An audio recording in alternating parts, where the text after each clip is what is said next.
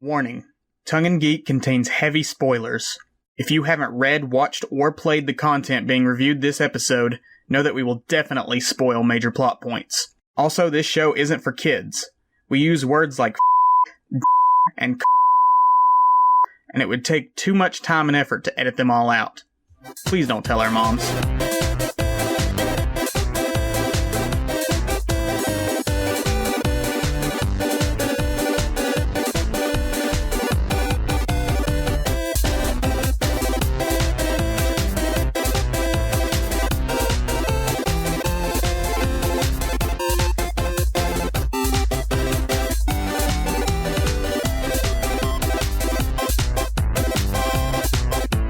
Hello, lovely listeners, and welcome to Tongue and Geek, where two more white guys on the internet share their unsolicited opinions on all things geeky. I'm Isaac. It's me, Tyler. Oh, and today we're joined also by our dear friend Erika. Say hi, Erika. Hey, guys. Really? I'm the only one committed to a bit? You're the only one. Listen, I'm doing that Chris Pratt Mario performance right now. Oh, subtle. The subtle, more subtle. A wahoo.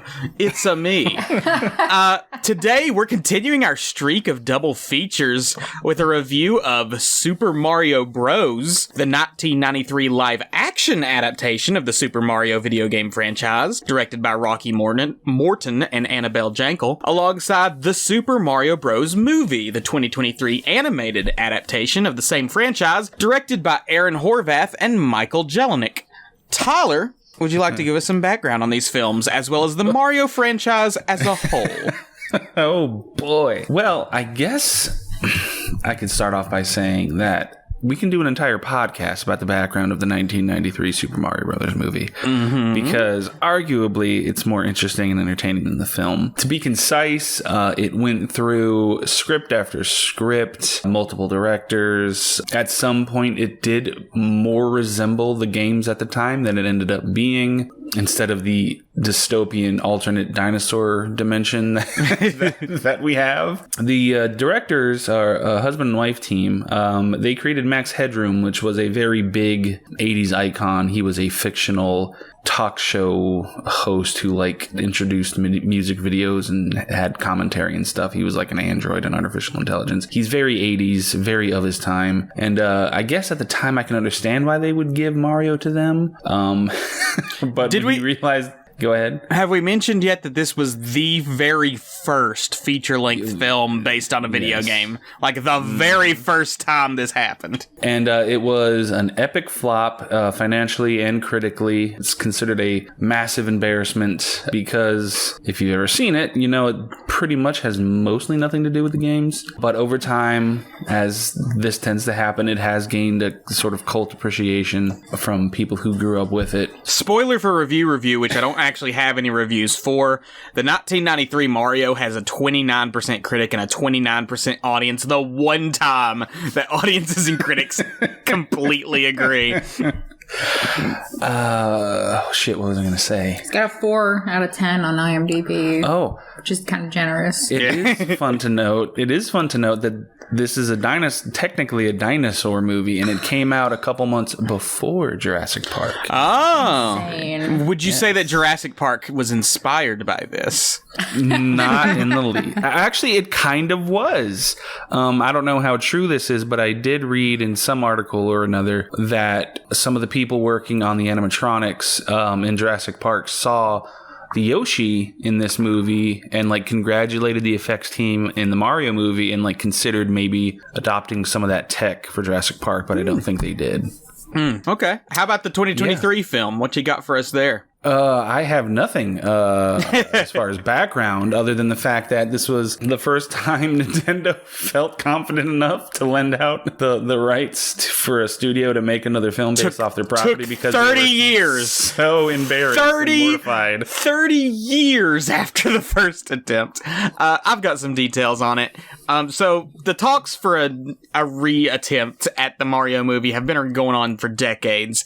Really, it started around I think around 2016 when collaborations between Universal Studios and Nintendo for like the theme parks with the Mario attractions led to Shigeru Miyamoto meeting Chris Meledandri, who is the founder of Illumination, and they are both the co-producers of this film. This film has a very interesting crew leading its production. You've got Shigeru Miyamoto, who's the creator of Mario, of course. Of course he's going to be involved with the production. Chris Meledandri, founder of Illumination. This is an Illumination animation film, which already kind of put people on edge, because the best film Illumination probably ever put out was the first Despicable Me, and that's not a very high bar.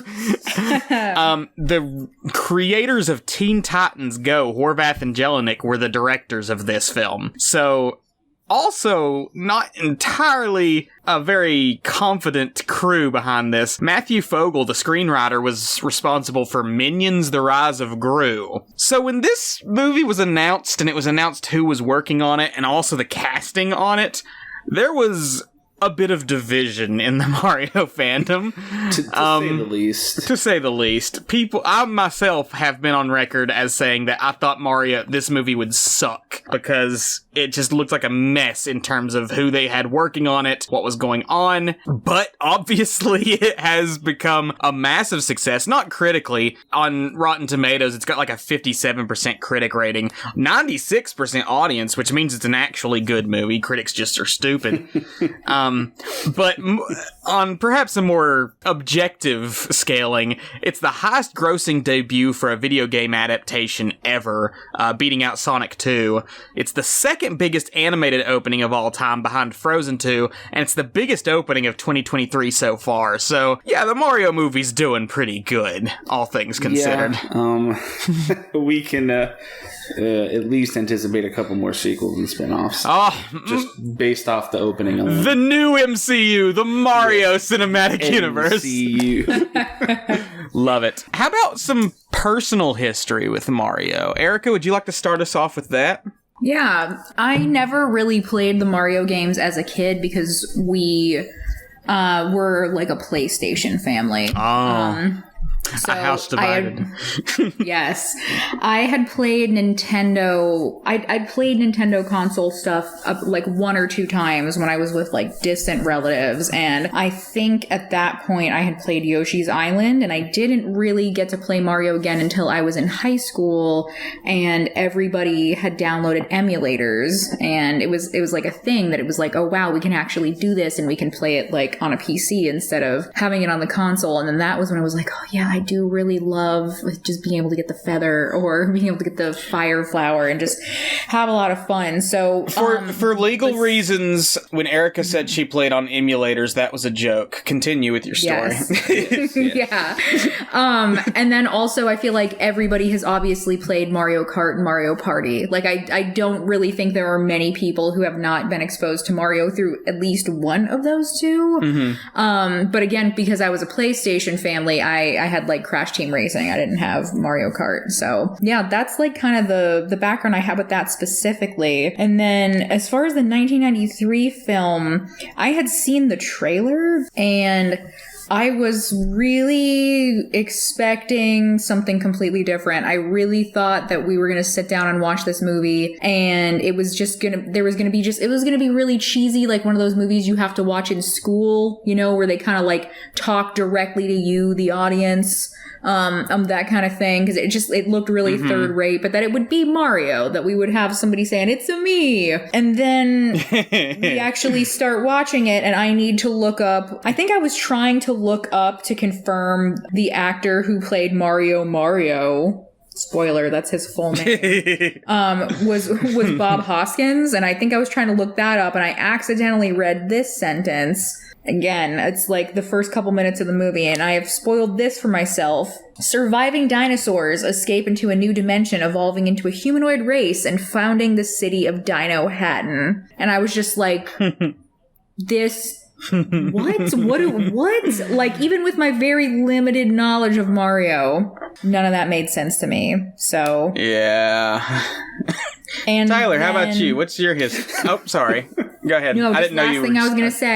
Just last thing I was going to say, I feel like it maybe speaks to like how I only have like a small familiarity with Mario, that it was not until the 2023 movie that I realized that Peach's bangs are a heart. It's really great. So had I known that, I'd have been on board way sooner. Tyler, how about you? What's your history with Mario as a whole? Oh boy. Time to wax nostalgic about childhood. As I've said multiple times on the pod, I'm not much of a gamer, but I did game in childhood, and for a period of time, it was pretty much the Mario games were all I played because it was all we had. The first three, Super Mario Brothers 1, 2, 3, and Super Mario World. Yoshi's Island was in there, and I would always go over to my friend's house and play Mario 64 when the N64 came out. OG Mario Kart, all the classics. So when it comes to like video game franchises, Mario is probably the one I have the most love for and familiarity with outside of Crash Bandicoot. So, to my surprise, when this movie, the 93 one, was on TV, I liked it as a kid because when you're a kid, you can't differentiate between things. Like, it says it's the Mario movie, so you watch it and you're like, yeah, it's Mario. It's just a Mario movie. That is absolutely the case with childhood. You cannot tell, it's very hard to tell, like, any kind of quality. But I hadn't seen it for decades, and I do mean decades because I was probably under the age of 10 the last time I actually saw it.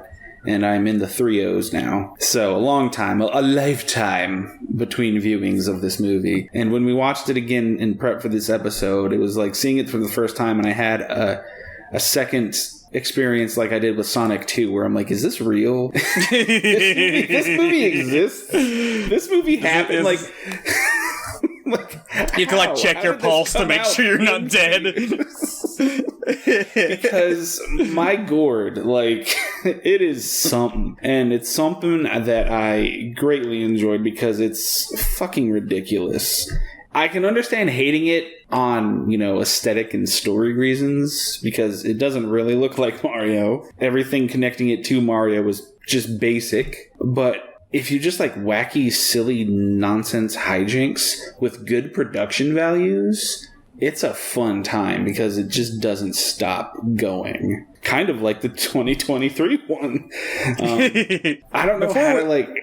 Before we jump into it, let me get into my personal history with Mario. Yes. So, before I was even born, back when my parents were very young, my dad was stationed on a military base, I won't say which, and my mom was there with him, but he spent a lot of time, not with her. In order to help her, cope with, being alone for a lot of the time, he bought her an Nintendo Entertainment System, like the original NES, and it had Mario on it. And my mom played the original Mario Brothers basically 24 hours a day, nonstop. So whenever they finally had me and my brother, we had sort of inherited that NES, and we would just play Mario, and Mario 3 were the only ones that we had all the time. Me and my brother played those two games all the time.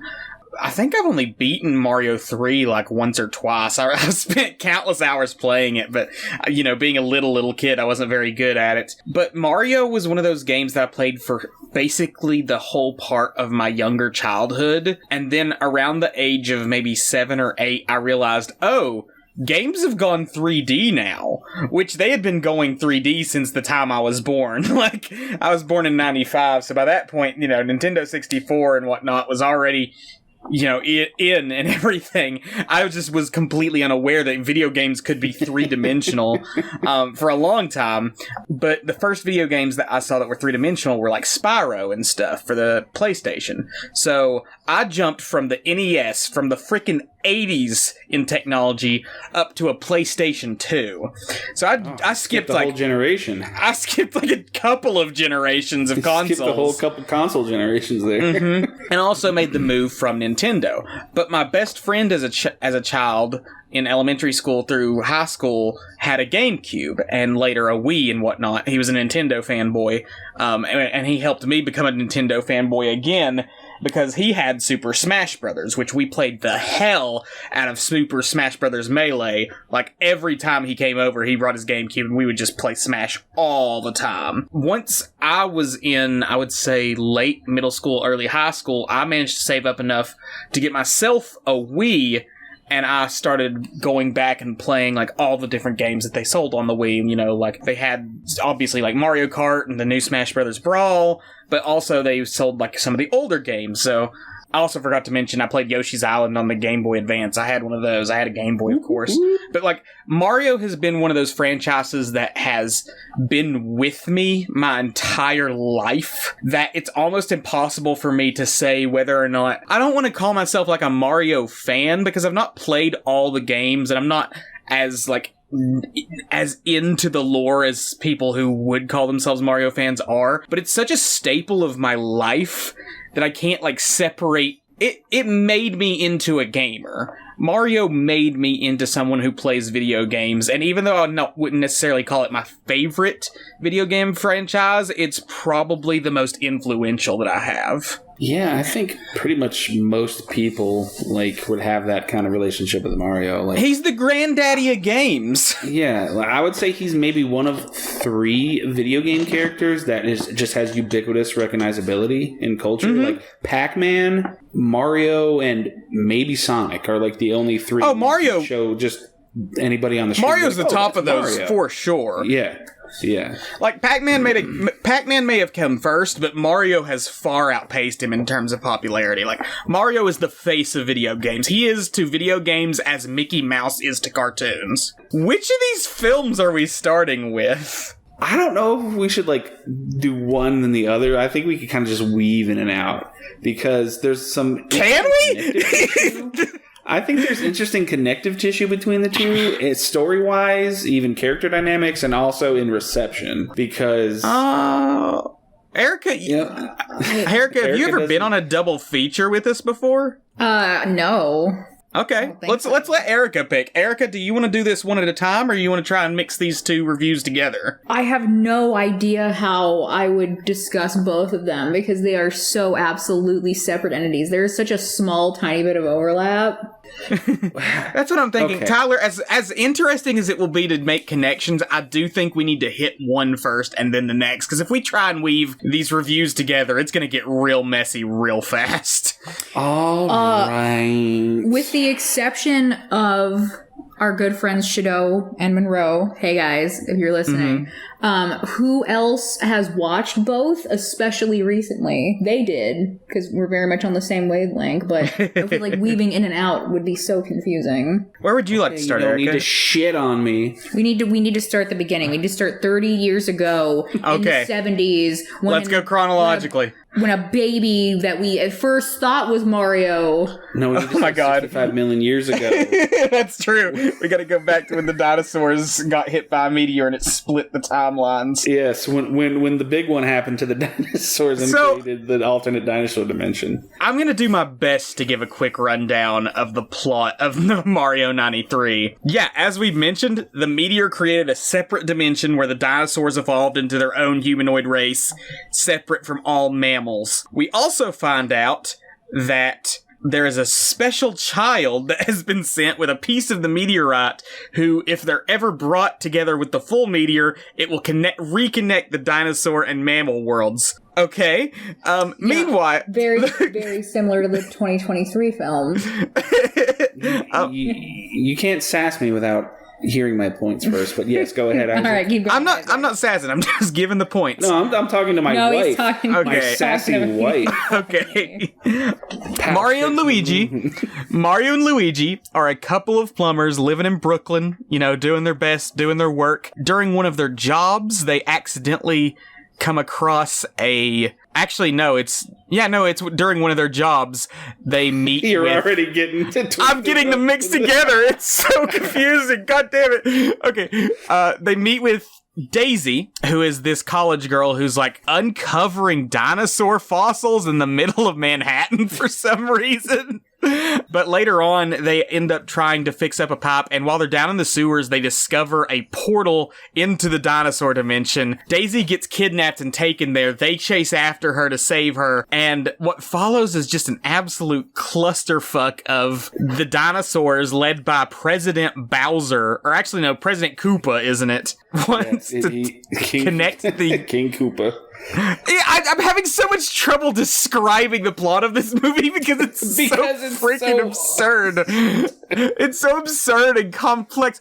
Basically, Koopa wants to combine the two worlds so that he can take over the human world with his dinosaurs, and in order to do so, he's creating an army of Goombas, which are de-evolved dinosaur people, which basically just means that they're people with tiny little dinosaur-looking heads.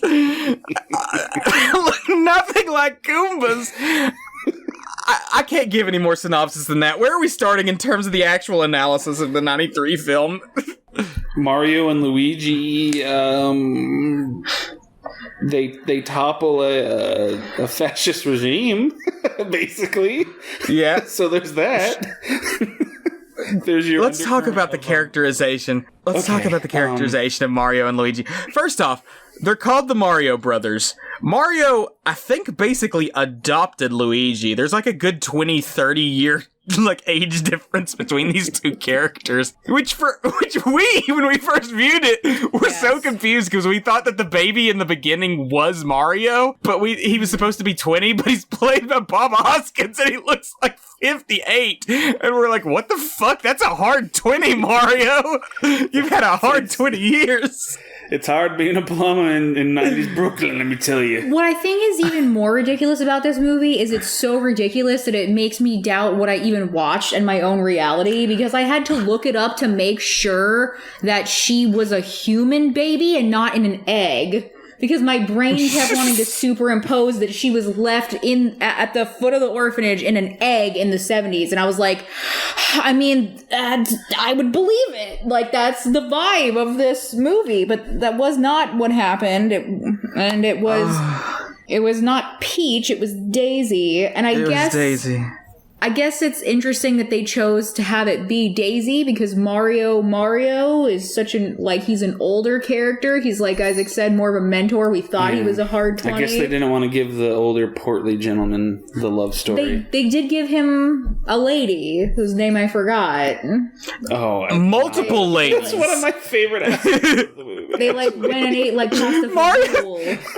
Out of the town. Mario's laying pipe left and Mario is literally laying pipe left and right because he's got himself a steady girlfriend, but also he comes across this bouncer at a bar in the dinosaur world who he seduces there, and then there's a whole group of women from Brooklyn that got kidnapped that he ends up saving. It's Mario's just this weird Italian playboy. This movie's weirdly sexy. I'm having so much trouble talking about this film because I'm not entirely sure it exists. I have a physical copy in my hands at the moment, and I'm I don't believe this movie's real. Bob Hoskins and John Leguizamo, who plays Luigi, cool bit of casting there, because I like how they cast Bob Hoskins as an Italian American, even though he's English. And John Leguizamo is Latino, so it's cool that, they're playing brothers with, and that's not, given a second thought. So that's cool. But what I like about this movie is that they don't take the characterization too seriously. And by that, I mean, Mario, he's kind of the gruff older brother. Luigi. And Luigi's kind of the naive, lovelorn one, but, it's not played up for manufactured conflict. Mario's not too, mean to Luigi at any point. There's not, too much of a rift between them that they need to, heal through the movie. They're just the two brothers, the plumbers. They love each other, and they got to get through this adventure. Which, first connective tissue to the 2023 one, it's kind of that same dynamic that I appreciate in that one as well. What was that? I think I lost my train of thought again. God damn. It's so hard. That's what happens with the movie. It's so hard. Why do we call him King Koopa when he doesn't seem to be, it doesn't seem to be a monarchy? It's not. I think he's... his first name King? It's so... Dennis Hopper, by legendary, may he rest in peace, also may Bob Hoskins rest in peace. Legendary actor Dennis Hopper plays King Koopa, who's just... You bless everybody, because not only did Bob Hoskins go on record, but John Leguizamo and Dennis Hopper all went on record to be like, making that movie was a fucking nightmare. It sucked. Like, Bob Hoskins and John Leguizamo would get trashed, like, during takes on set, just so they can get through the day. And like, I didn't know that's good for them. Dennis Hopper was talking on, I think Conan some years back. He was saying, my son was talking to me, and he's like, Dad, why... You're a good actor, but why did you have to make that Super Mario Brothers movie? And he's like, well, to buy you shoes. And he's like, he looked at me and he's like, Dad, I don't need shoes that bad. It's just, it's so weird because if you divorce this film from the fact that it's supposed to be an adaptation of the Mario franchise, it's just another sort of weird sci-fi action comedy of that era of like the early 90s, late 80s. Like sort of circa Ghostbusters. That's aggressively terrible. It's just... It's very weird and bizarre for sure. Yeah. But like, the fact that it's supposed to be Mario... It's endlessly baffling. When all it does is take the names of things from Mario and then completely change. Like, the Mushroom Kingdom in this movie refers to the fact that the previous king of this dinosaur world was de-evolved into mushrooms, and he's spreading like a fungus across the entire nation, which is just a giant fungus who's kind of like seeding doubt in like the Bowser monarchy or whatever. Like, he's like, there's also some weird There's some weird environmental message about how Dino Hatton's the last bastion of like resources on that planet. Like, the rest of the planet's desert. Like, there's so much weird concepts that just keep tossed at you left and right. Yeah. We're in a dinosaur world. Okay. Oh, the dinosaurs have a machine that can de-evolve you into a dinosaur, except you're not actually a dinosaur. You're just a really big guy with a really tiny dinosaur head called a Goomba. Okay. The dinosaur... Because that's a word from the game. They have these jump shoes that let you jump real high. Then there's these two goons who are also named after Mario characters who get made smart with the machine, but also not smart, really. They're still which are both character names, but they're really just two dudes in the film. Like, there's things with police brutality and stuff going on, and like, there's so much happening in this film. Toad the guitarist. Yes. Toad is just some random... Gets turned into a Goomba. And then they throw a harmonica around his neck, and he just kind of comes around and plays harmonica for people. And then they almost burn him to death. It's just... Oh, man. We gotta watch this again. And the dancing! I forgot about the dancing. There's literally a scene. That was perhaps the best part of the movie. It's a core plot point that Mario and Luigi are trapped in an elevator with some Goombas. They're hiding behind them, and the Goombas are too stupid to notice them. And in order to get out of this elevator, they start humming a song and moving the Goombas so that they start swaying and dancing in rhythm. And that becomes a core plot point in the finale because it makes the Goombas stop attacking. Oh god, hilarious. I think the elevator scene is my favorite scene because Mario and Luigi are just like sneaking around this elevator because the Goombas are like 8 feet tall and like maneuvering them so they all have dance partners so they can sneak out of the elevator, and it takes forever. It's like it's not a short scene. That's like intercut between other things happening with like Daisy and King Koopa and stuff. And oh my god. There are things that happen in this that you can connect to the game. Like, they get the stupid boots that allow them to jump high, like in the game, because they jump high, and the boots say thwomp on them, like the thwomps. There's a big, incredibly overblown car chase.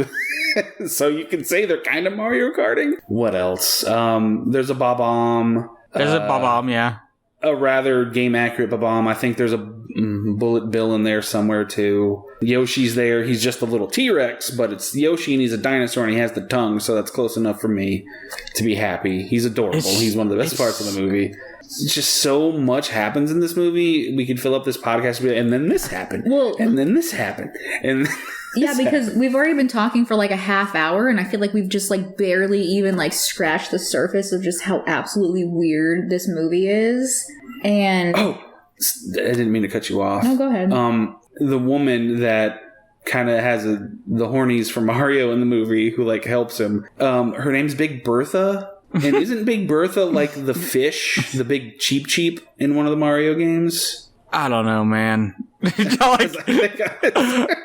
This movie throws Mario terms around left and right with no connective tissue to anything. Yeah, throw it in the game, they'll like it. There's like, in the background, you can see like different restaurants and shops named after Mario stuff, and it's like, that has nothing to do with the games. You just threw them in because it's a Mario reference.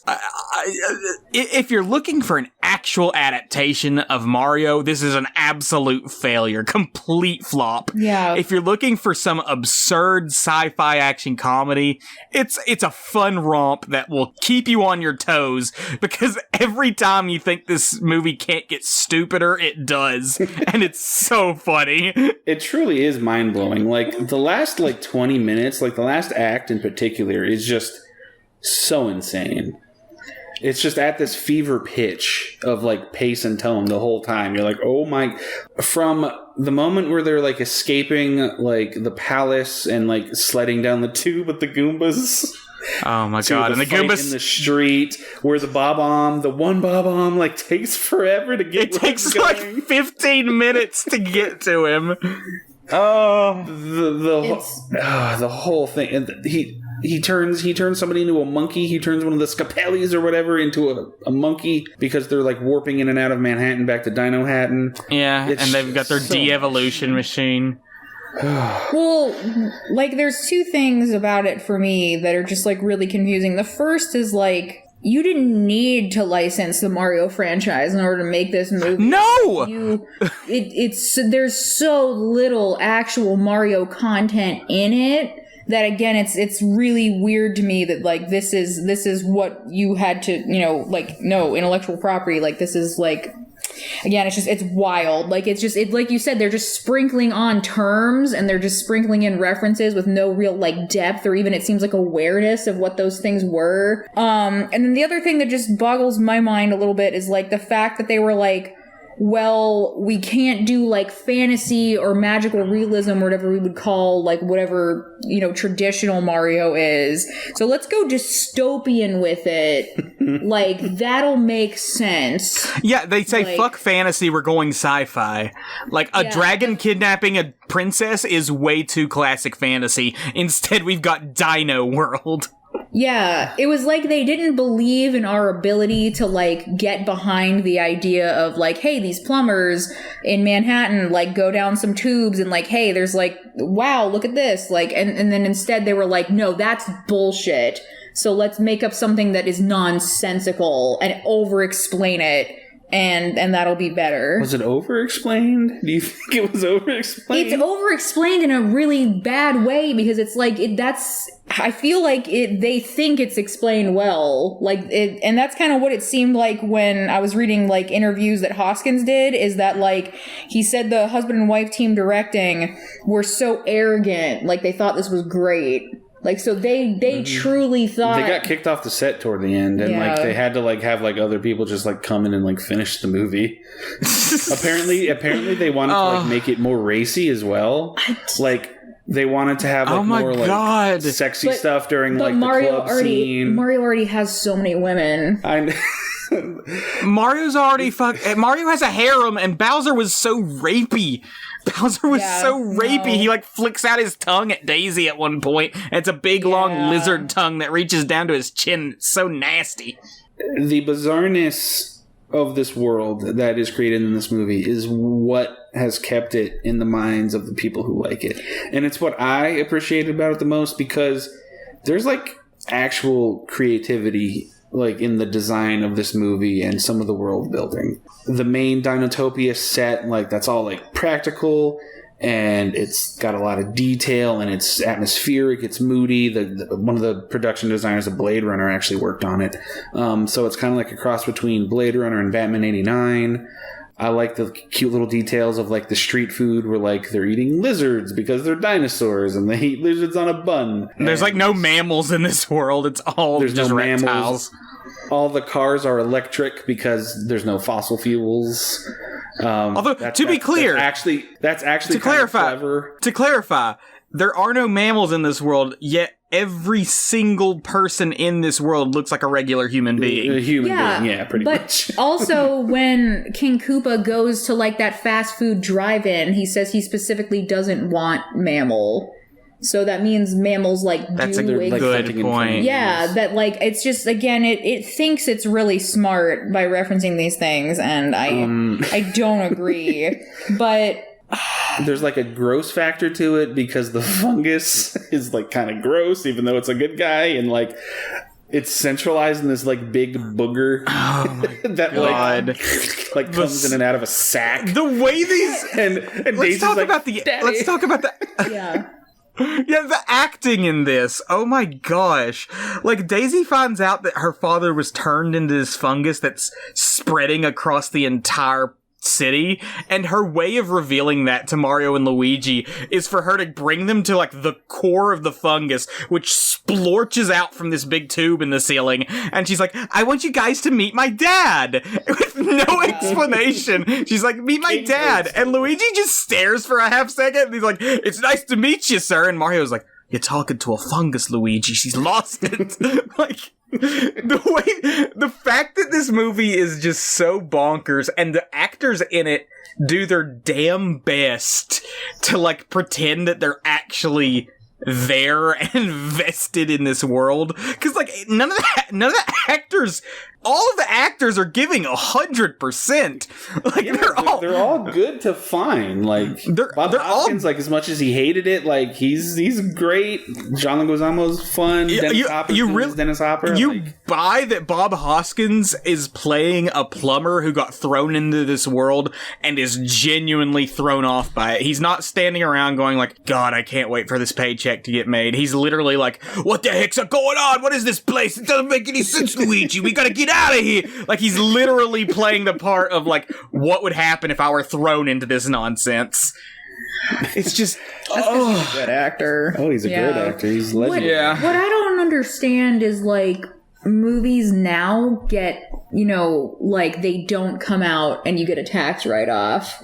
Like, who sat there? Oh, that happens all the time. Yeah, that happens constantly. Like, who sat there in the boardroom or whatever it is? Like, who sat there at, especially at Nintendo and, like, saw this movie and was like, yup, let it go out and let it, yeah, Nintendo was too good faith for this movie. Nintendo, we're not going to dictate anything. Like, we believe in the creative process. Well, yeah, but like, it just feels weird that like nobody at Nintendo would watch this and be like, like, where's the Mario though? And then like hit the brakes on it.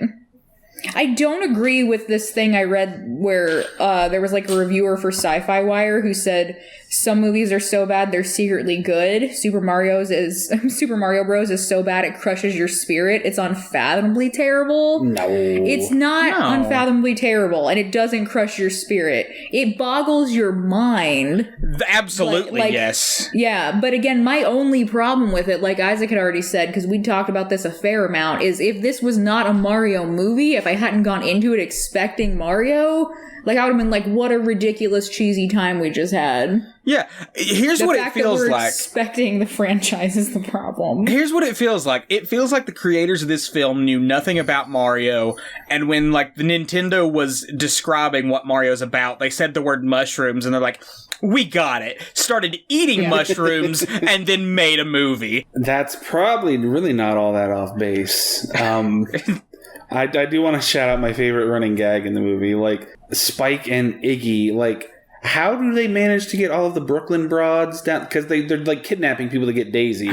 So there's just this gaggle of Brooklyn women. Like, think stereotypical like Brooklyn women of like the early 90s, you know, bright colored, form-fitting like dresses, smoking big hair. Yeah. Like, they're just like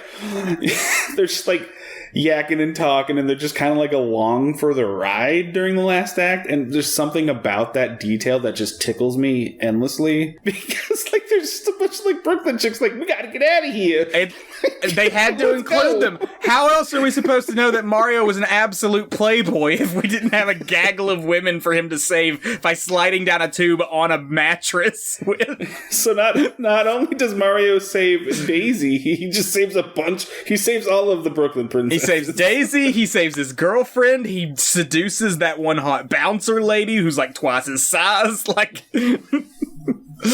And meanwhile, John Leguizamo Luigi's just simping for Daisy. Simping for Daisy so hard. I'm still really confused because I looked it up to confirm. Why is he President Koopa? And then it's Princess Daisy and the king, who's a mushroom guy. Like, you're telling me that, like, democracy was established, but it's clearly, like... Corrupt immediately. It's immediately corrupted. Yeah. I assume Koopa threw a coup. He's a Koopa. He's a Koopa. It all makes sense now. Yeah. It's all there. It's all there in the details, the fine details. Guys, I'll be honest. I don't know how much more I can say about this film. Yeah, it's one of those movies, like, you gotta experience it yourself. Yeah, like I usually don't like saying that, but it's true for this one. Like, you gotta just pop this on. Like, I had heard for years how completely unrelated to Mario this was, and like, it has to have something to do with Mario. It's literally, you need to stick this in to your DVD player and just watch this shit and see what happens to your brain. Oh, and Big Bertha is a giant cheap. Big Bertha. Okay. I got it right. On to 2023. On to 2023. Okay. I just want to say that I find it hilarious that fandom has to make everything fucking obnoxious, because the discourse that I'm seeing now is that the 93 movie is nothing like the games, but now the new one is too much like the game. Yeah, the people who are whining about this film are like, it's just references to Mario, and it's like, that's what an adaptation is. They don't know. They haven't seen the 1993. They don't know how lucky they are that it's a Mario movie like Mario. I'm glad you're not on film Twitter, because they can suck the fun out of anything. Because I get not liking this movie. Like, I can get just seeing it as just kind of boring and silly. It's got problems. Whatever. It's got definite problems as a film. But the way people, and I don't mean the critics, but like just the fans and the people who just want to talk and put their takes out there, the way some people are acting about this movie, it's like you'd think this movie is the death knell of Western animation, the way they're talking about it. And it's just the instant hyperbole that happens with everything now just is so exhausting. Let's get into the synopsis of this one, because surprisingly it's kind of similar to the 1993, at least at first. We still have two brother plumbers, Italian Americans from Brooklyn, who are starting their own plumbing business. They're not having much luck. They get a big break when, like, Brooklyn starts flooding. While trying to save the day, they end up getting down into a very low level of the sewers that nobody's been to before, and they find a warp pipe, which ends up sending them off into the Mushroom Kingdom. They get separated. Luigi gets kidnapped by Bowser. Mario gets sent off to the Mushroom Kingdom and meets Peach. And this movie just hits the ground running and never stops with its pace. Like, one of the problems with this film that I absolutely agree with is that this movie is just fast-paced, does not take a moment to even bother really explaining, like, oh, okay, Mario shows up in the Mushroom Kingdom. We gotta go meet Princess Peach. Of course we gotta go meet Princess Peach. Yeah, you know, that's part of Mario. Oh, there's a Kong army that we're going to go get to stop Bowser. Okay, the Kongs have an army. I guess we're just gonna go do that. Like, it literally just throws a plot point at you and then sends you on your way with little to no explanation or really feeling as to why we're doing this other than it needs to happen to move the plot forward. But it's fine because this movie is all about getting as much Mario stuff as we can in it. Yeah, I pretty much agree. And what I was talking about in the for the 93 one translates to this one between Mario and Luigi. I like that I like that, like, there's no, like, tension between them or, like, conflict that they have to resolve between them. So I like that they're just two brothers who love each other and are positive with each other, and they, you know, and they get along, and Mario just wants to save his brother Luigi, and that's it. Yeah. Like, I like that it's just takes all that stuff out that could have easily bogged it down or been too trite. If anything, in this one, I wish we had seen more of their time together to help establish that brotherly bond, because it's there and it's strong, but like I feel like the movie makes such a big deal of the bond between Mario and Luigi in the beginning and the end, but then in the middle they're separated for most of it, so it sort of loses a bit of that narrative flow of like, this is all about our brotherly bond. They literally say, like, as long as we're together we can do anything, and the climax sort of reinforces this idea of like their brotherly bond, along with obviously the star power, is what allows them to beat Bowser in the end. And I wish we had gotten a little more time with the two of them together and seen a little more of their relationship to really drive home, like, yeah, this is about two brothers being separated and coming back together. Yeah, and I'd say overall that's probably the overarching flaw of the movie, is that there are a lot of really good things in it. It just doesn't go a little bit extra that could really take it over. It sacrifices some of its narrative integrity in order to give us more of the Mario adaptation that we wanted, which is absolutely fine. Like, it is an okay animated film and a fantastic Mario adaptation. Yes. And that's an interesting topic to explore in regards to what is adaptation and, like, what does it mean in this context of this movie? Because so many people are just like, I just wanted, like, a good Mario movie, not just something for them to shove references and Easter eggs in my face for 90 minutes. And I'm like, okay, on the face of it, that sounds fair. But in the context of the movie, there's really no points really where, like, the movie itself just stops and is like, hey, look at this. Don't you remember this? No. All of the references and Easter eggs are woven into the story and are just part of the world. The only reason people are like, oh my god, it's just Easter eggs and references, is because it's a faithful recreation of the Mario games. Yes. That's the reason you're feeling that way. Absolutely. I think people are, like, so jaded now by the current state of pop culture where, like, everything's a reboot and a sequel and franchises are just going in perpetuity that, like, people just have this, like, knee-jerk, like, oh my god, I'm just being pandered to left and right all the time. Where, like, they kind of stop looking at the nuance of things. Erika. We've talked over Erika a lot. Let's let Erika get a word in. Yes. Are you going to be able to edit out the part where Tyler cursed out our dog? I can. That would make me really happy. I didn't curse out our dog. I get like that criticism, and I feel like it's because people are, like, so jaded at this point where it's hard to hit that sweet spot. But I feel like it really did hit the throttle, but, like, in a good way. Like, I was entertained the whole time. I had a great time the whole time. And it did the opposite of what 1993 Mario did, where, again, it over-explains itself, in my opinion. Like, it was like Mario goes down the warp tube. He gets there. He's like, well, Luigi's not here. Like, doesn't even matter. I'm in this freakish place with all these mushrooms. Gotta go find him. Like, boom, let's go. Yeah. And I don't know, I kind of liked it. So I didn't have a problem with the pacing so much. It was just a ton of fun. I can't see how somebody could, like, watch that and have it really major criticisms. You can have a couple things you're like, you know, I would have liked to have seen this, or it might have worked better if they'd done that. But, like, overall, it's just a genuinely good time. Like, and the voice acting. Yes. Like, Here's the thing. Everybody really nailed it. On a technical level, this is a phenomenal animated film.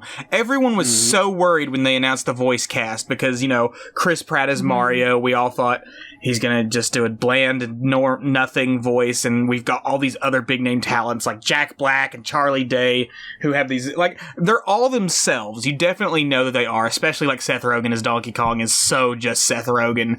But for the characters that they've established, their voices work. Because Donkey Kong is this big, brash, over-the-top showboating idiot, and that's the kind of character that Seth Rogen typically plays.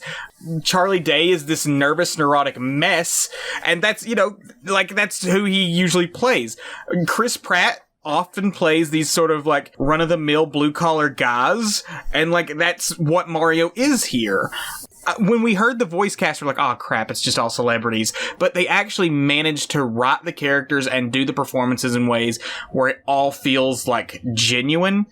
You get used to Chris Pratt as Mario. I won't say that Chris Pratt as Mario is like phenomenal, like the best Mario ever or whatever, but like he works for the story that they're telling here. Yeah, because God, when that cast list dropped, like everyone, oh my God, I can't recast Mario. Mm-hmm. I forgot that I was listening to Chris Pratt as Mario as the movie went on, and that's a positive because, I mean, you could tell it's Chris Pratt, and he's kind of affecting this sort of mild Italian-American thing that's like, you know, a little bit stereotypical with the Mamma Mia.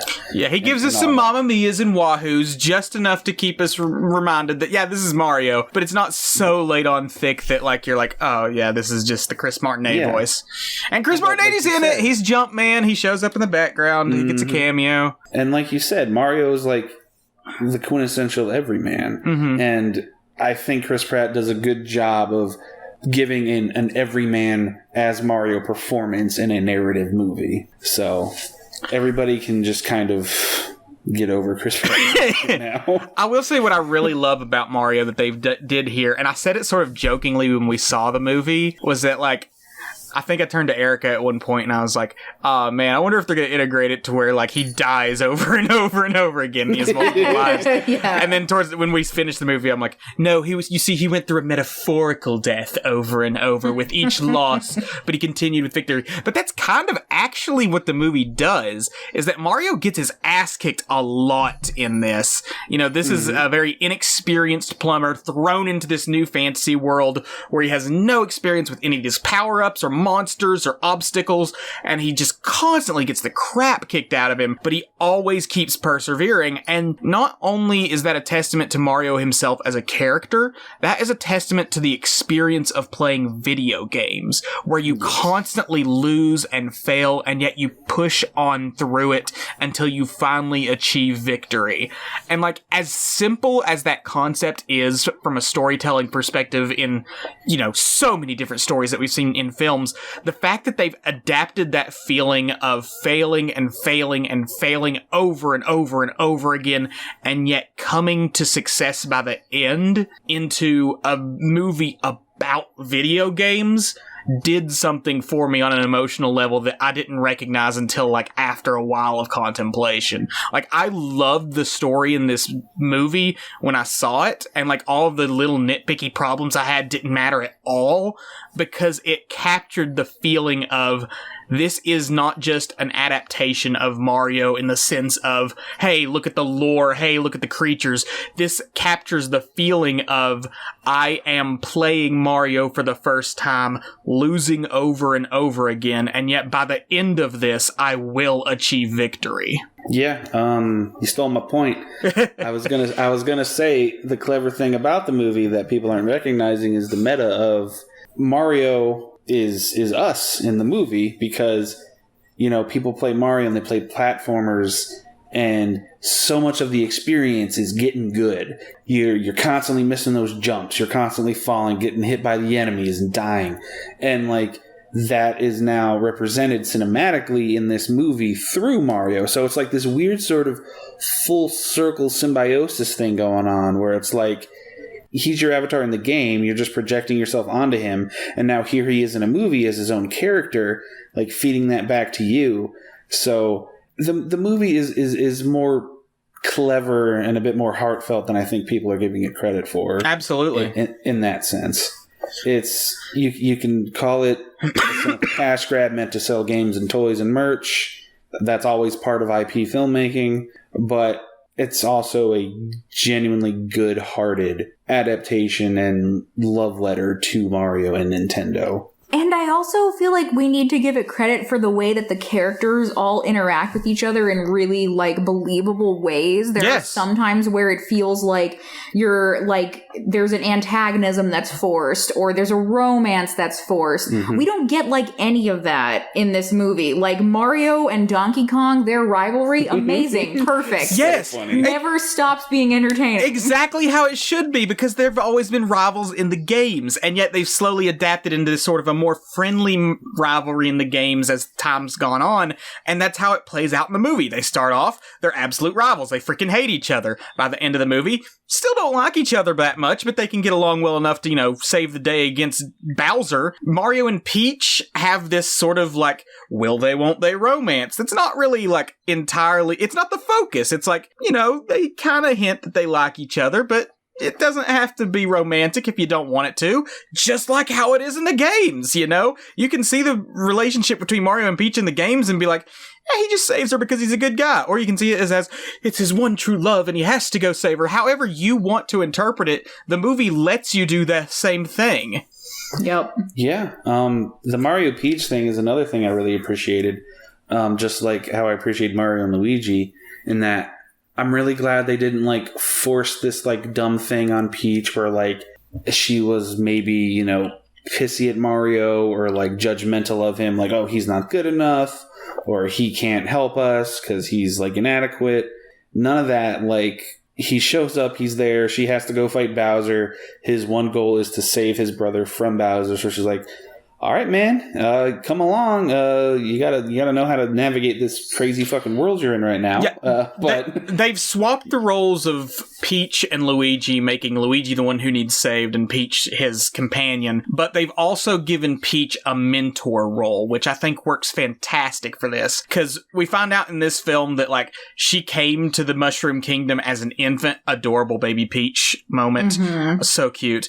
And she's lived there her entire life. She's completely inundated with this world of magic and mushrooms and power-ups and everything. She totally knows this place, and she acts as a fantastic guide for Mario. It's honestly a question of, like, why would she even bother letting him tag along? He's kind of a liability, but you get the sense throughout the movie that, like, she's realizing that, yeah, this little guy who is just kind of come out of nowhere, he's got a lot of spirit that I don't see in the Toads. You know, the Toads, I love them, they raised me, but a lot of them are cowards or simple, and they just don't have that fighting spirit that we need to win this war. But Mario, little dude as he is, he's got that spirit, and I really like that about him. And their relationship throughout the movie, like I said, you can read it as platonic, you can read it as romantic, whatever you want. It's really wholesome to see these two connect, because it's this story of someone who can lead Mario to his eventual success and status as a hero, really starting to see his own value that is even beyond herself,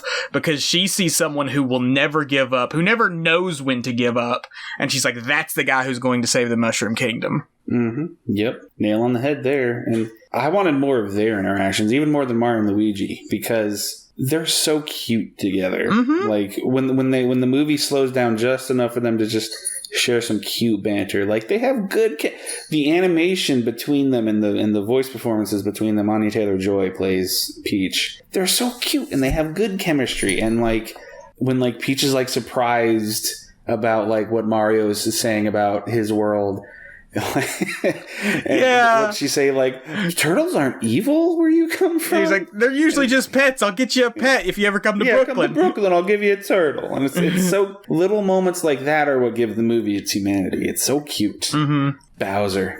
Oh my god.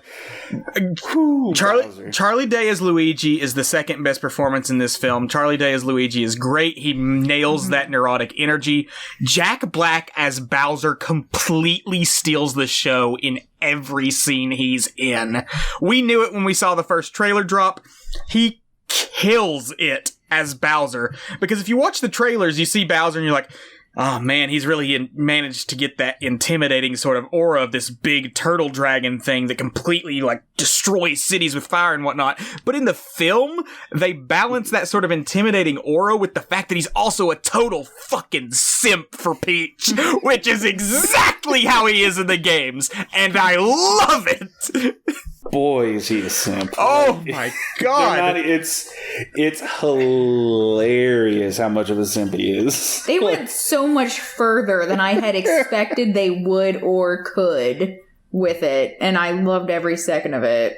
And you just know, like I turned to Isaac and said when we were watching the movie, that like we all knew that like Jack Black was having a great time. Like like Isaac said, you can tell that from the trailer. You could tell that from like the interviews where he showed up in a terrible Bowser costume. But like you can just really feel it in this movie. And then like the real like School of Rock kind of level Jack Black is here with the like with the amount of like song we get. Yes, it's so unexpected. I wanted to say that song, that the love song that he had for Peach was conceived by Jack Black and written by Jack Black and obviously performed by Jack Black. So like that was all his doing, and it works so good. Like, there's a full music video of it now, like an official music video you can look up on YouTube for Peaches. Just look up Peaches Mario movie. So good. It's one of the highlights of the film. It's so fucking funny and completely captures the spirit of this, because he's this big, intimidating, menacing figure who literally destroys entire cities just by himself. And then like he'll be like, I've heard there's another human. Is Peach interested in him? He's so insecure about like the fact that Peach is bonding with Mario. There's literally, when he literally catches Luigi, he has him there and he's like, your brother, do princesses find them attractive? And Luigi is getting his mustache like ripped out by Bowser. He's like, only if they have good taste.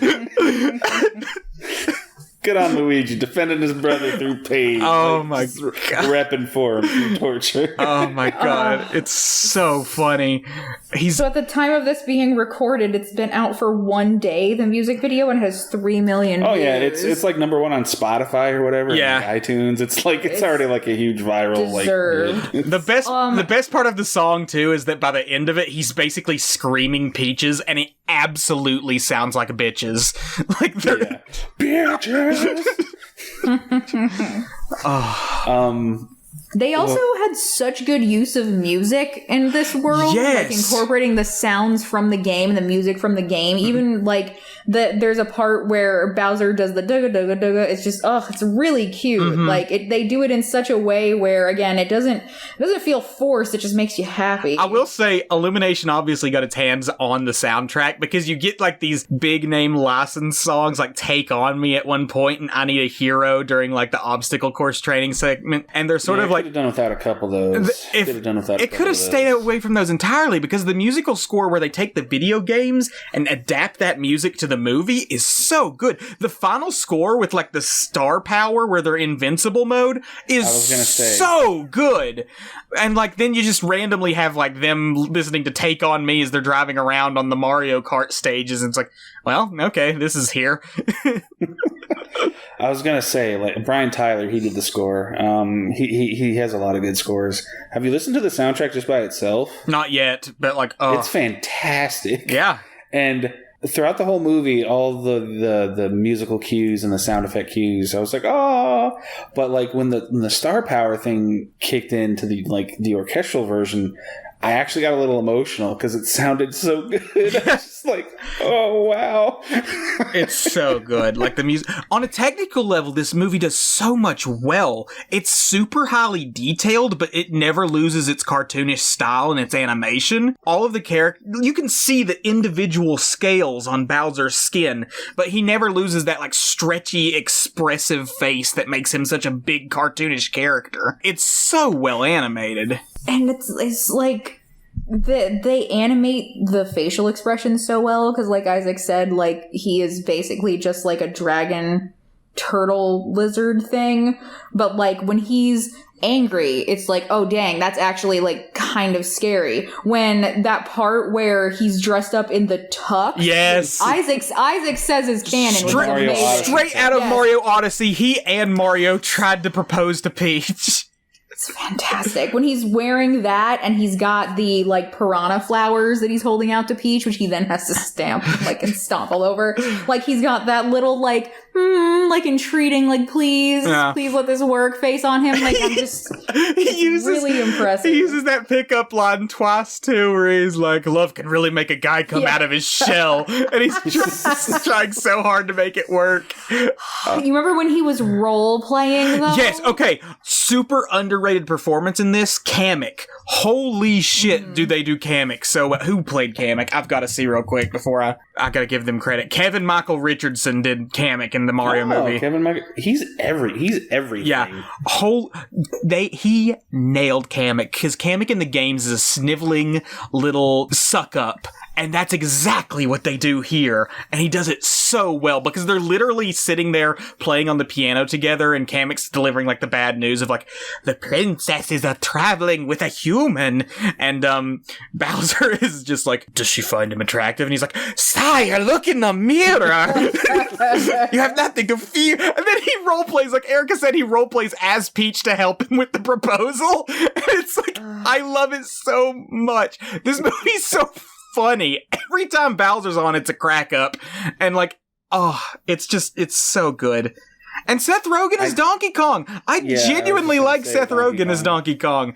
Like, yeah, he was actually the one I was dreading the most. Mm-hmm. And not because I dislike Seth Rogen, but because he's always himself. Like, he's always the same. He's always Seth Rogen. Mm-hmm. But like, for some reason, just as soon as DK shows up to the DK rap, he starts talking, doing his DK thing. I'm like, this just works. It works. This just fits. Like, it's perfect. And of course, he's got the Seth Rogen thing. Mm-hmm. It's just, that's Donkey Kong. Like, I am excited for the inevitable Donkey Kong spinoff now, starring Seth Rogen. The best bit with Donkey Kong is when he and Mario, they're like eaten by one of the giant eels from Mario 64. Oh my god, this whole movie, I don't think there's anything original in this film. I think every concept in this film comes from one of the games, which is insane. What about their family? The family...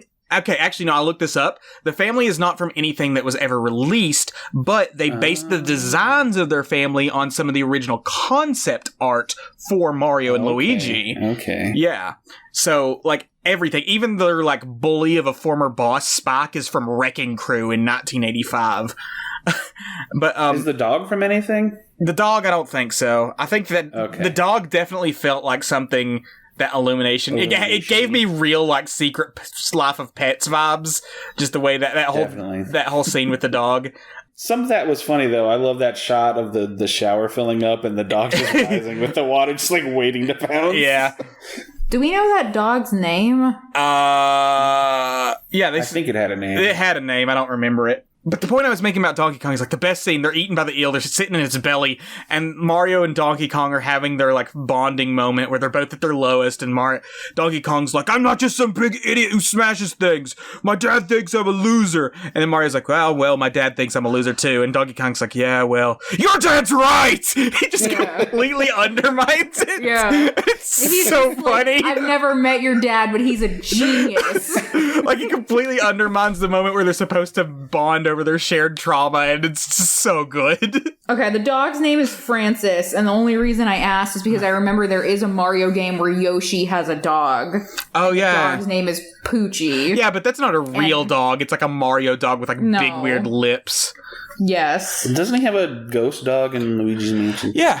Yeah, there's... Oh, sorry. No, go ahead. I was going to say, when you said Luigi's Mansion, the part where Luigi was looking back at the mansion as he was being taken by the Shy Guys, I was like, hell yeah. Like, yeah. Like you set me up. Happy. Yeah, like you set me up for Luigi's Mansion. We're definitely getting Luigi's Mansion movie. I would die happy out of Luigi's Mansion. And then later they give me King Boo. And I'm just like, what? What? King Boo shows up. And King Babomb, so many references. King Babomb. They give like the gigantic now. They give like the gigantic bullet bill, which I think they called like Bomb Bill or something. Literally like the size of a building this thing is. It's like there's Mario whipping him in the eye with this Tanuki suit. Oh my god. There's so many references and they're all like Tyler said, they're all integrated into the story in a way that works. There's definitely some that just feels like fan service, but for the most part, everything we see happens because it's part of the narrative. Mario Kart happens because they have to take this like secret trail to the Mushroom Kingdom to beat Bowser back there. So they go on Rainbow Road, which is the secret trail back between worlds. All of these different elements come together to make this story work, and you can look at it and just say, oh, it's just fan service, it's all just references, but it's integrating these references in a way that tells this story of Mario becoming the hero that we all know and love. Mm-hmm. And I want to talk about the action, because it's so good! The action kicks ass, and we've talked about how much of a horror nut I am, but I love action movies, and I love dissecting what makes a good action scene work and what good action entails. And especially in animated movies, because animated movies just open up to the possibilities of what an action scene can be. Absolutely. And I wanted the Mario Kart scene to last like at least 5 minutes long, because I was like, here it is. Yes. Fucking Mad Max for Super Mario, the movie. And like, that's pretty much what it is. It's awesome. It's like thrilling. The camera movement is fluid. The action is dynamic. It's explosive, and like the part where the camera like follows Mario as his cart like explodes, and then he's like flipping through the air and like lands on the Rainbow Road and is like being trailed, but he's like he grabs the cart, gets into another one, and then he has the green shell, and then he throws the green shell behind him, and that's all done in like one take, and it's just action, and movie bliss. There's one of many. The Mario versus Donkey Kong fight feels super Smash Bros. Like, it totally captures that vibe of like you're on this the like chaotic, this chaotic like, oh, grab the power ups, use them to beat up your foe. Oh, he's got him and he's throwing barrels at him, and now he's just beating the crap out of Mario. Wait, Mario's got the cat suit, and now he's like super fast. And he's moving all over the place.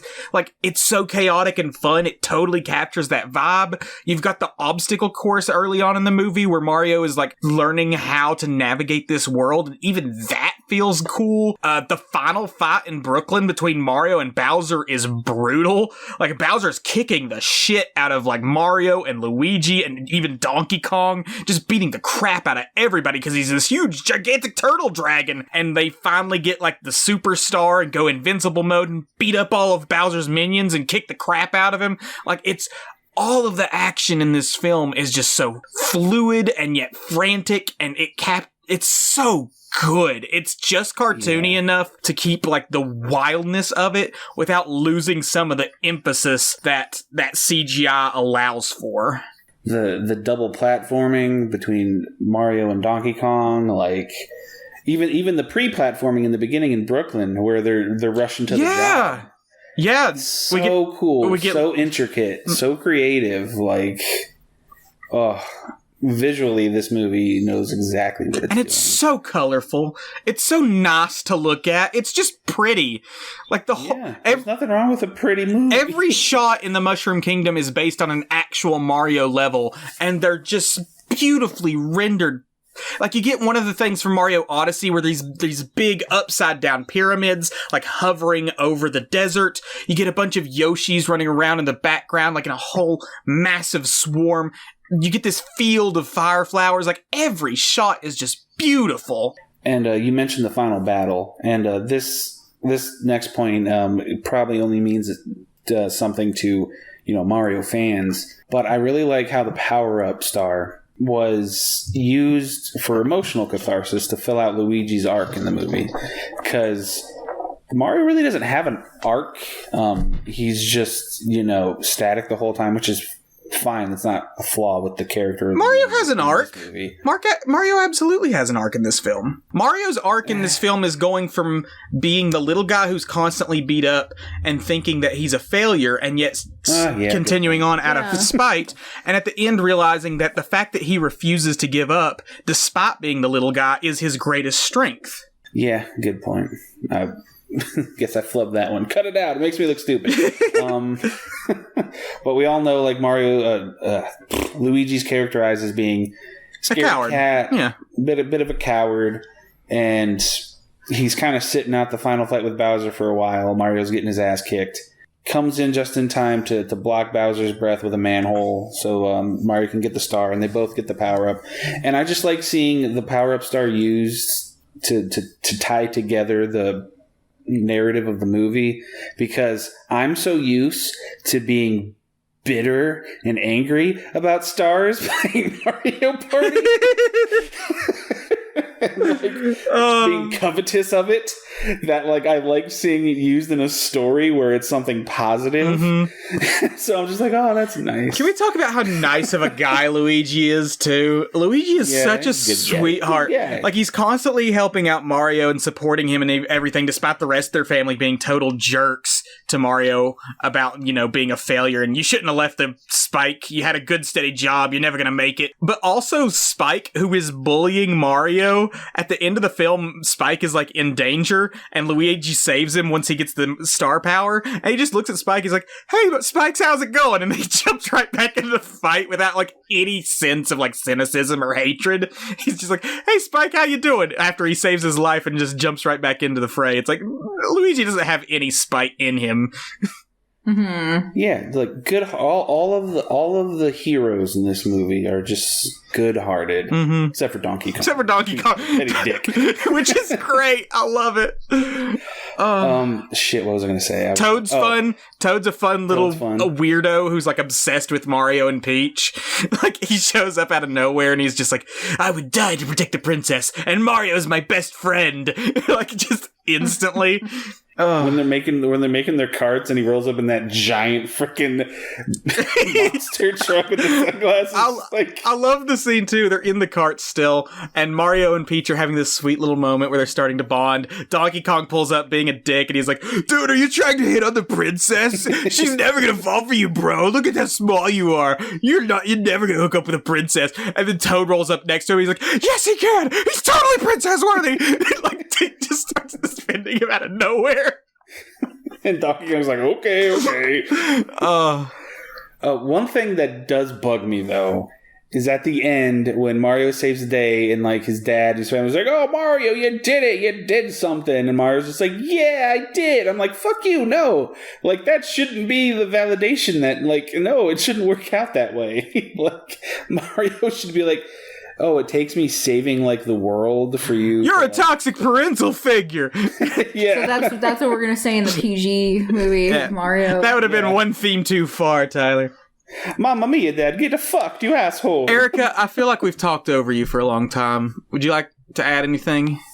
That's okay. I had gone on the r/Mario, like I was on the Mario Reddit, and I just think people need to like shut up all the time. Again, seems like nobody's ever happy with anything, and I think we should be really appreciative that coming from the same studio that made Minions, exactly. Like, this is really, really, really good. I also feel like this movie is getting needlessly shit on for like all of like, oh, it's just like someone said it's like being frog marched around Toys R Us. It's just like, I'm sorry, you want us to just start a movie with no, like, this should be for a whole new generation of fans. We're just supposed to like, what do you want? We're not supposed to have an origin. We're not supposed to show references. Pixar has references in their movies, Easter eggs all the time, and they're never criticized for it. People love it. And now it's like, yeah. It's an adaptation of one of the biggest video game franchises in the world.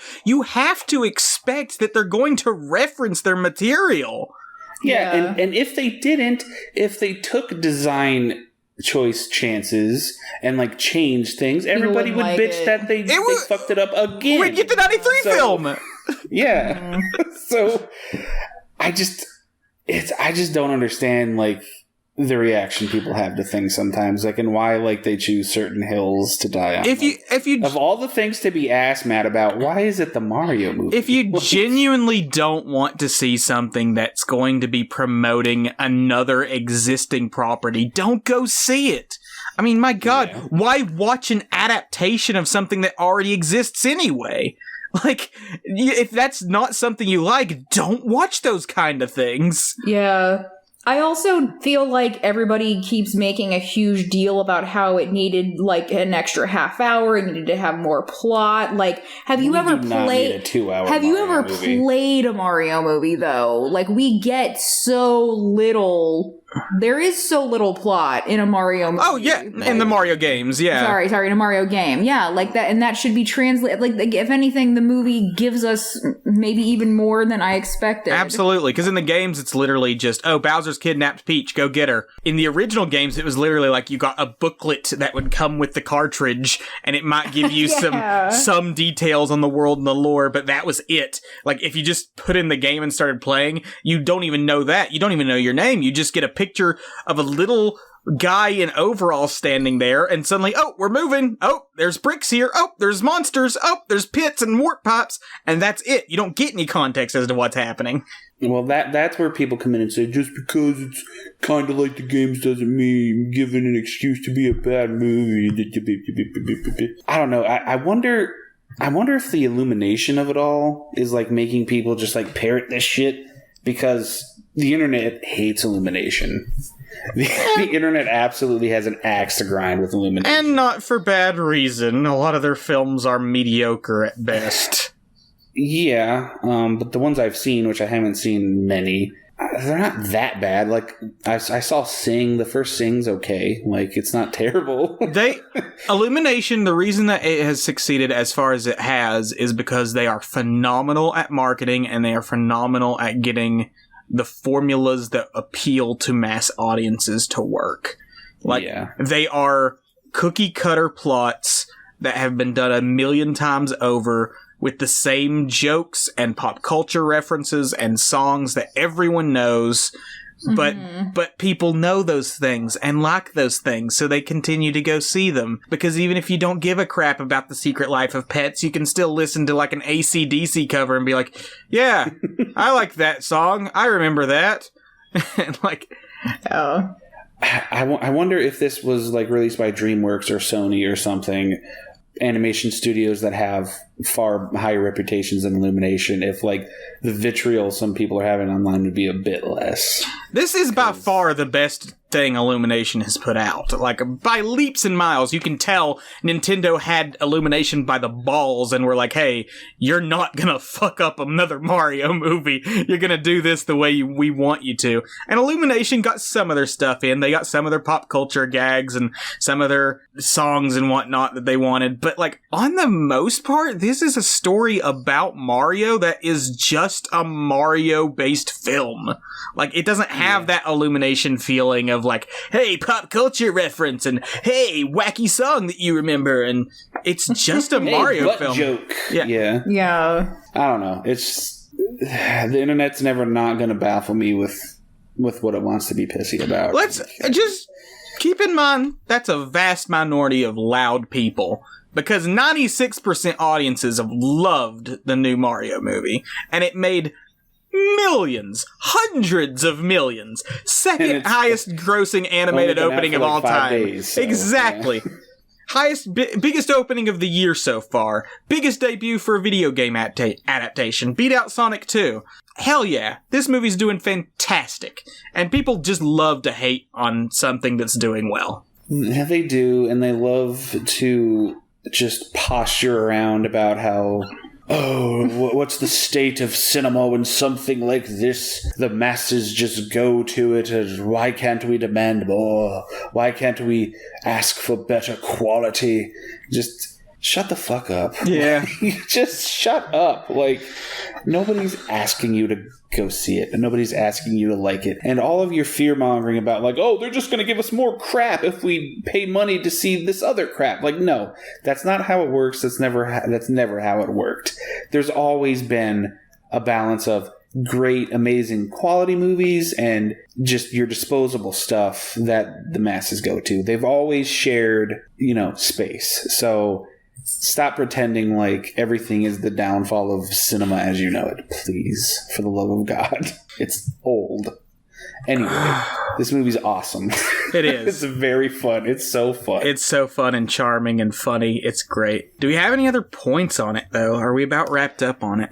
Yeah, I pretty much hit everything. It's just, yeah, I mean, Erika, you have anything else you want to say about the Mario 2023?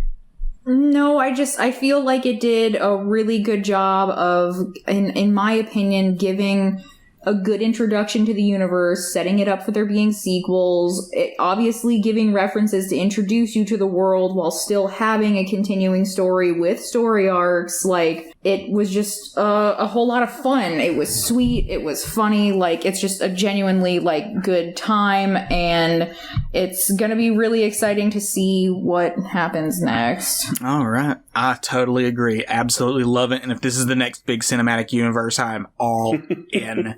The new MCU. The new MCU. Yeah. It's the NCU now, the Nintendo Cinematic Universe. Well, they've got to get some other Nintendo properties before we can say that for sure. There's enough in Good point. There is enough in just Mario for them to make their own cinematic universe. You've got Super Smash Bros. You've got Mario Kart, Mario Party, Luigi's Mansion. You've got like the Paper Mario stuff. You got the Mario and Luigi series. Like, there is so much they could do with just Mario. Wario and Waluigi. Exactly. Oh, but who I can't believe aren't brothers. Isaac taught me this recently. And I was so shocked. Yeah, they're lovers. Yeah, I think they likely are. All right. Well, then, I think then that the time has come to flex your fandom.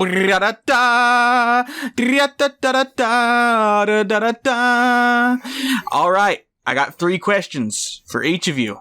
We're going to see who knows more about Mario.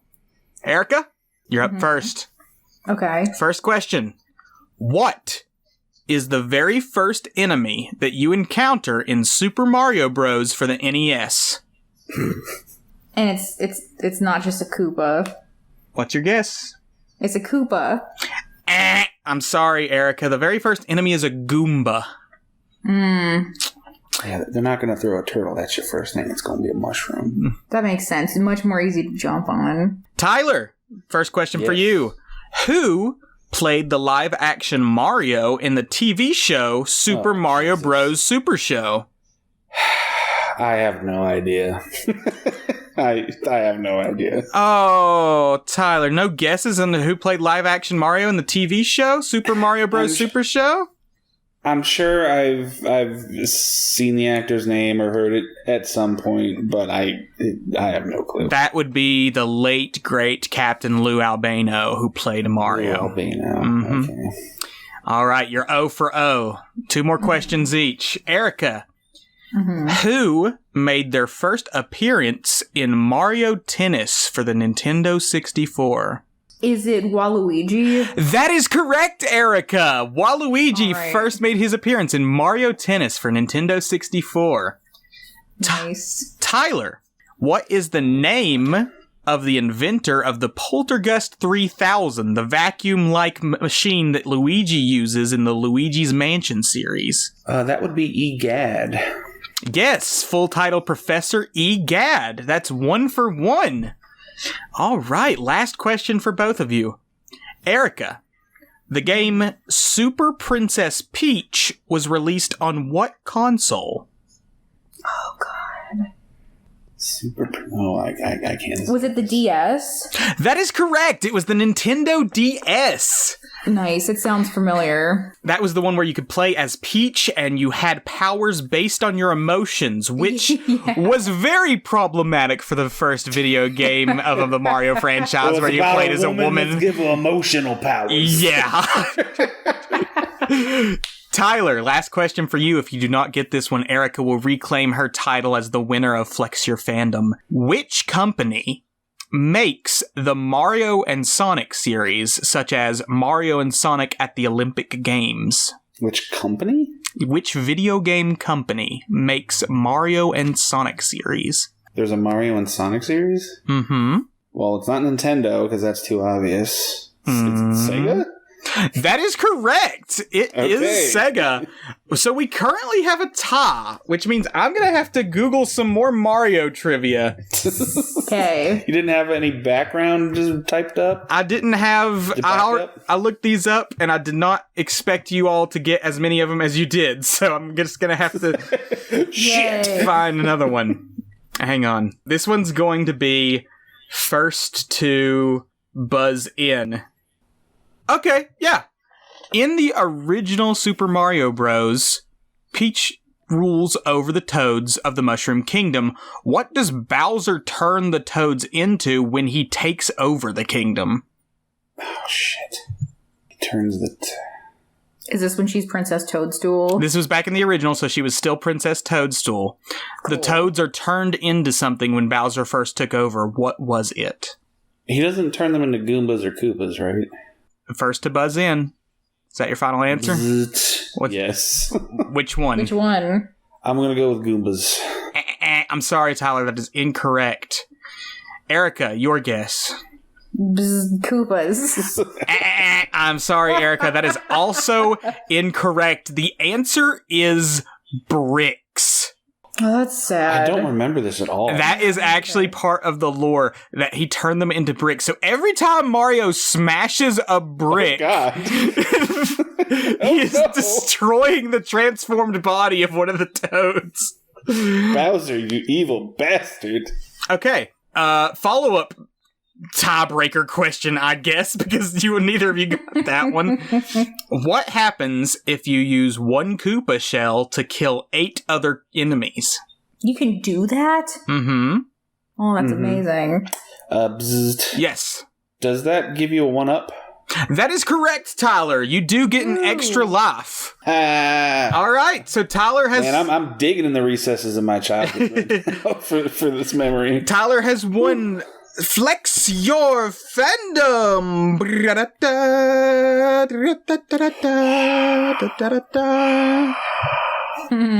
All right, Tyler. You're our reigning champion of Flex Your Fandom. Goddamn right. That's all the stuff I have, unless you all have any other special segments or anything you want to bring up. Well, since it went over so well last yeah, I was hoping for this. Are the Mario Brothers feature films, are they horny? Whew. Erika, have you ever been here for a segment of Is It Horny? Yeah, a couple times. It's been a while though. Okay. Let's start with... There was only one time the answer was no. I can't recall what it was. Let's start... Everything's horny if you make it. Let's start with 93. Yes. Definitely. Yeah. Absolutely. In good ways and bad ways. Like, oddly so. Bowser is so rapey, and Mario has got, like, his own little harem. Luigi's totally simping the whole time for Daisy. There's literally a scene where they're in that club, and Mario's trying to seduce the big bouncer woman to get something back from her, like the meteorite shard, and he lands face first in her tits. In her tits, yeah. Absolutely, for the 1993. Also some sexiness with shirtless John Leguizamo Luigi in the desert. I remember you were like, Luigi, look at oh my god, Luigi. Look at him. Oh my god. 2023, yeah, though. The 1993 one is horny in a bunch of weird ways. Unquestionably. 2023, Bowser as a simp is hilarious, but I don't think the film itself does much to sexualize Peach. Like, she's got... Well, that doesn't stop anybody from sexualizing anything. But that we've had this debate back and forth, the difference between a film sexualizing a character versus everyone sexualizing. Yes, I know, but that's no fun to talk about. To be fair, Peach has a lot of traditionally sexualized features in her, like, appearance anyway. She's got the big, full, pouty lips, big, bright eyes with long lashes. She does wear her, like, go-kart suit at one point, which is like a skin-tight jumper. So I could see that. But, like, the movie doesn't do much to make her super fetishized or anything. It's literally just Bowser being a mega simp that makes it, like, even hint at that. I did pick up, just through, like, the voice acting and animation, I did feel a very gentle sort of romantic chemistry between Peach and Mario. Absolutely. I at least interpreted it that way. But, okay, there's a difference between horny and romantic, Tyler. Romantic, yeah. Big difference. Well, there is that meme I sent you where somebody tweeted a picture of Luigi without his hat. It was like, why he kind of like... yeah. It was really funny. And people were already shipping Bowser and Luigi from the frickin' trailers. It's just like... Goddamn. So I guess the answer is that the internet is horny, which we already knew. Which is always true. Yes. Super Mario 2023 is not horny, but people are already horny for it. People are horny for it. But they were already horny for Mario in general, so, like, we all knew. I also didn't know that Peach in the games is supposed to be the equivalent of 6'1", so that's, like, pretty hot. She's really tall. Oh, yeah. She's really Man, rich. now I'm simping for Peach. I like a tall woman. Yeah, she a big girl. Mario's a short king, but she is a tall queen. She is. I want to see it again. I do too. I've resisted the urge to just go out and see it again in theaters by myself. I would gladly watch it. Are we not going to reference, like, the best part of us seeing Mario together, which was how you were dressed? Oh, yeah, I watched it as Mario. Sonic. No, I think I actually did say this on an episode of Tongue and Geek, was that I would watch it as Sonic, but, like, my God, I just had to see it as Mario. My Mario costume is so good, and I just love wearing it. I had to go see it as Mario, and it was perfect. And it just brings joy to everyone around you to see you as Mario, really including strangers. Yeah. There was a woman working the movie theater, and she had a Mario hat on, and she saw me, and she was so excited about it. It was really cute. There were a couple people decked out. Not as much as you, but I saw a couple of Mario and Luigi hats. A lot of hats. There was one kid wearing the what's the hat's name in Odyssey? I think it's Cappy or something. It's the one with eyes. Yeah, pretty sure it's Cappy. Yeah, somebody wearing a Cappy hat. A lot of Mario shirts. A lot of people are poo-pooing, like, audiences now. And to be fair, going to the movies is a crapshoot now because people just seem to forget how to, like, interact in public and behave in a movie theater. Yeah. But there's something to be said for the audience experience when you can feel the energy of an anticipatory audience for something they're looking forward to. Yeah. And that just added to Mario when we saw it because you could tell everybody was hyped. They were excited to see it. You could feel the energy. They were engaged and having a great time. Even with some of the audio issues that we had in the theater with, like, the music being quiet, like, it was so good. Yeah, and I feel like it's so nice to be somewhere where everybody's hype. Like, I really liked how the theater was so cutely decorated for Mario. Like, it was like they made it themselves, too. It wasn't like licensed stuff. I know, it was like they used, like, paper plates to make, like, the fire flowers and then the ice flowers, and it seemed like the people there who worked there who were dressed up, like, genuinely wanted to be, like, the lady you were talking to who said she had a mustache that was too hot to keep wearing. Yeah. Like, it's just like it does add and just make it more exciting, and then that makes the movie funnier. It makes the movie more enjoyable. Like, and, you know, seeing it with you, Isaac, it was just a lot of fun. I love going to the movies with you guys. This was just a fun, wholesome experience. Just seeing the Mario movie in theaters, and I love it. And there was an end part. Yeah. Because everything needs one. Yeah, I like when there's an end part. We got a mid-credit. Yeah, we got a mid-credits with Bowser doing the second half of Peaches, which was phenomenal. And then at the very end, it teased Yoshi, which we saw Yoshi's in the film. They were just in the background. Yeah, blink and you'll miss it. Herd of Yoshi. Yeah. Which, if they do a Yoshi's Island, how would they even integrate Yoshi's Island, though? Because Yoshi's... I don't know, since it contradicts the established canon. Lore. They've contradicted the lore of Yoshi's Island. They could figure something out. They could do something with it. It doesn't need to be Baby Mario. I just want to see a bunch of Yoshis take care of each other. It could be Mario and Peach's Baby Mario. It could be Baby Daisy. It could be... Baby Daisy! Yeah. I want to see them all. Paulina was in this, or maybe it's just Pauline, who's like Mario's original girlfriend from Donkey Kong, who they brought back for Mario Odyssey to be like the mayor of New Donk City is what it's called in the games, but she was like the mayor of Brooklyn or New York in this, and it was great. There's so many references. I could watch this movie 1,000 times and not catch all the references. I don't want to stop talking about this, but I don't really have anything more to say. Yeah, there's a natural... I will say, you said you loved going to the movies with us. Mm-hmm. I love going to the movies with you. I can't keep falling down every time. Don't expect it. I about bit it when we got into the theater because where we were sitting had like an elevated platform, which is stupid. They need to light that better. They need to light that better, and it shouldn't be there right at the first step anyway. But it's a good like 4 or 5 inch step. I bit it trying to get up onto it, and only barely caught myself. I spilled like a good quarter of the popcorn that I had bought.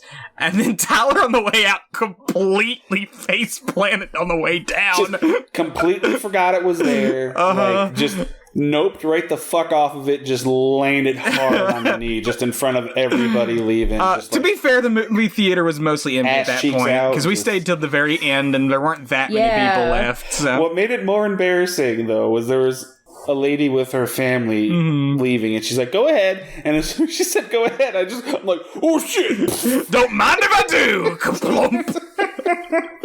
Hey kids, check out my impression of a thwomp. Boom. So mortifying. I was like, "Can we leave now?" Because imagine if you had gone with me as Luigi, though. Imagine how great that would have been to see Luigi just bite it. Yeah, it would have been really fun. Mario, help me! Mario, help! I fell down, Mario. I hit my knee. Oh god. The last thing I wanted to say is just that I hope that we get Rosalina. I really want the Mario Princess. Galaxy games would be hella. Mario Galaxy would be phenomenal. It would be so pretty. Imagine going through all those different planetoids that have all the different shapes and whatnot, and it'd be such a fun one. And that exists because we had Luma, a psychotic, just give me death Luma. Yeah, that was so weird. Sweet relief. One more.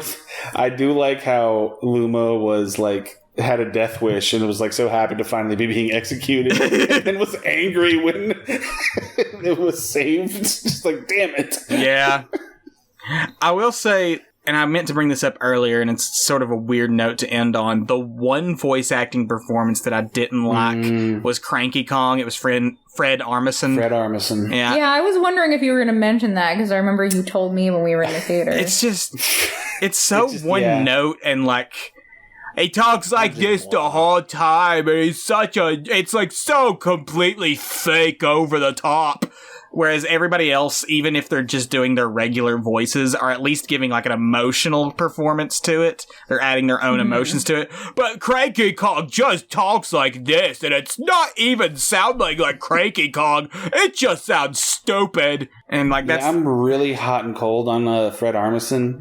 No disrespect to him as a person, because I actually briefly met him once with T2, because T2 is a big fan of Fred Armisen, and we saw one of his live shows a couple years ago.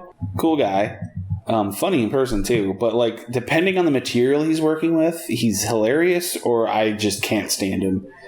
And as soon as he showed up as Cranky Kong, I'm like, oh, this is this Fred Armisen roles where I just can't stand him. It's just so over the top. He just had no reason to do it like that, and it just sucked. Everyone else, great, better than you'd expect, but him, it sucked me out of it. Okay, well, after we just wrapped it up nice and sweet. By the way, this sucked. One bit of cynicism to end the note. Let's rate the damn things and be done with them. All right, who wants to rate it first? Starting with the 93 film, what are your all's ratings? Oh, god damn it. All right, you go first, sweetie. Okay, so it's God, how do I even give that a rating? I feel like it's 2 out of 10 weird little dinosaur Yoshis that for a second I was terrified was going to be her father. I forgot that 1993 movie. Yeah, I was just oh god, that's no. him. I'm getting the feeling her dad has been transformed into something. Turns out it's fungus, not a dinosaur. Yeah. Yeah, so that's my rating there, and then I'm gonna give the 2023 movie 9 out of 10 bloops. Tyler? All right. For 1993, I will give it 7 kidnapped Brooklyn broads out of 10 thwomp boots. 10 pairs of thwomp boots. So generous of you. And for 2023, I will give it 8 henchmen Shy Guys out of 10 bad Fred Armisen as Cranky Kongs.